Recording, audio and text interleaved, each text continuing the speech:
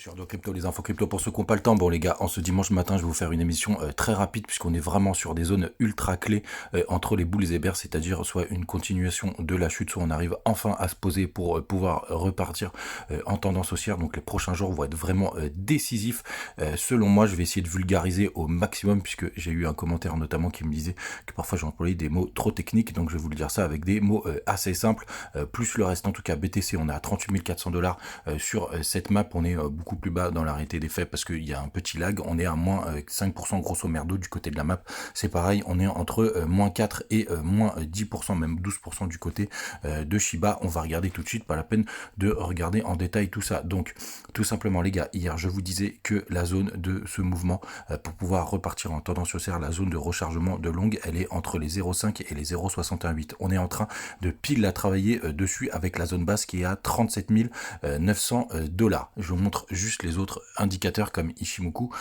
Voyons, on est passé en dessous de tout, en dessous du nuage, etc. Et ça, pour le coup, c'est vrai que c'est pas du tout bon signe. Donc, soit on arrive enfin à se stabiliser sur cette zone, donc idéalement avec une petite mèche et on vient clôturer un peu plus haut, tout simplement parce qu'on a le super trend qui nous a permis de définir qu'on était reparti en tendance haussière. Et vous voyez, il se situe aux alentours des 38 500 $. Donc, le meilleur scénario, puisque là, pour l'instant, la bougie n'est pas clôturée, c'est-à-dire que la journée n'est pas finie.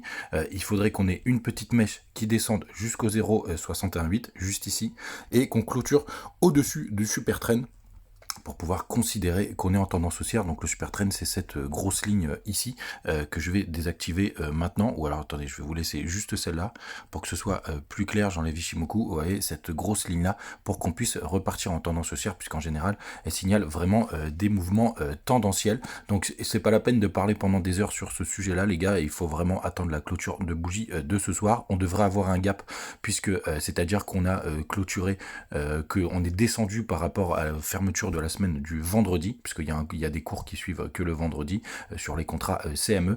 Donc il pourrait y avoir un gap qui nous permettrait de remonter, mais dans les 2-3 jours, si on fait pas juste un petit fake et qu'on reste ici, pour le coup les gars, je pense qu'on repart en tendance baissière. Pourquoi pas revenir tester ces bas ici, voir cette mèche et voir un peu plus bas. On a quand même toujours cette grosse zone juste ici. Le 3D de son côté, il a toujours pas croisé, mais je le surveille attentivement. Donc les gars, restez piste, préparez votre plan si jamais ça continue de baisser. Faites attention à vous et à demain.